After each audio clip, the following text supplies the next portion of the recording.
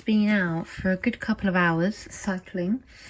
Well, I didn't cycle for 2 hours. I have been foraging, and I probably cycled for about 25-30 minutes, and I was just on a cycle path because when I was cycling on Saturday, I noticed that there was a lot of blackberries, rose hips, hawthorn berries, sloes, all that kind of thing. So this time I went back prepared. So I haven't washed them yet, but they look so nice, don't they? I don't know what I'm going to do with these yet, because I only really found out today what they are. And the same with sloes. I know you can make gin, but obviously I haven't picked loads of them. And then there was an apple tree, and obviously a lot of the apples had actually got holes in. They were all sort of going rotten and that. But I managed to get about 21, 22, what that was, apples. So I'm thinking pie, crumble, jam, something like that. And then I popped to my allotment on the way home just to kind of check on the stuff in the polytunnel.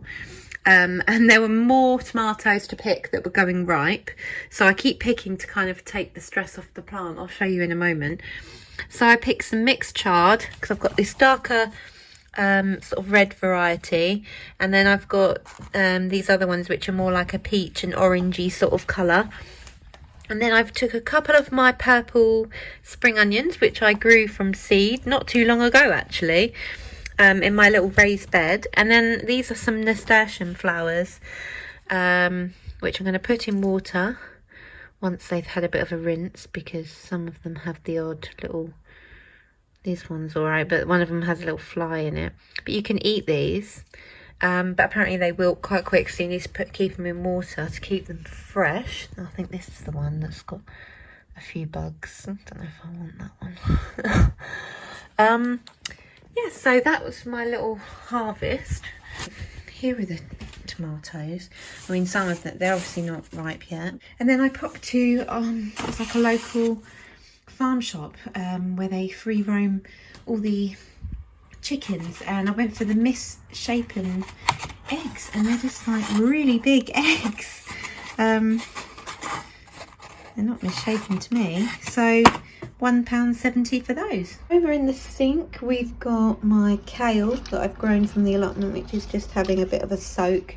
It was going all a bit limp and it needed a wash, so it's just been soaking overnight, and it's all gone all nice and crispened up. And there's a couple of little bits of broccoli as well. Dotted around the house I've just got tomatoes everywhere ripening.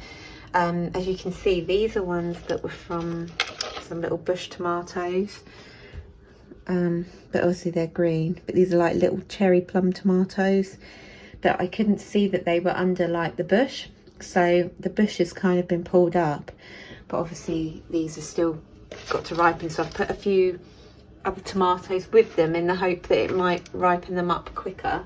And they're also in the sun, but I've got them in the lounge, I've got them in the bedroom. Over here I picked a big bunch of my parsley, oh goodness, at least a week ago, and it's still going strong in some water, so I need to do something with that. I was thinking to put it in the oven and dry it out. So I laid the parsley out on a baking sheet, put it in the oven at about low oven, about 60 degrees.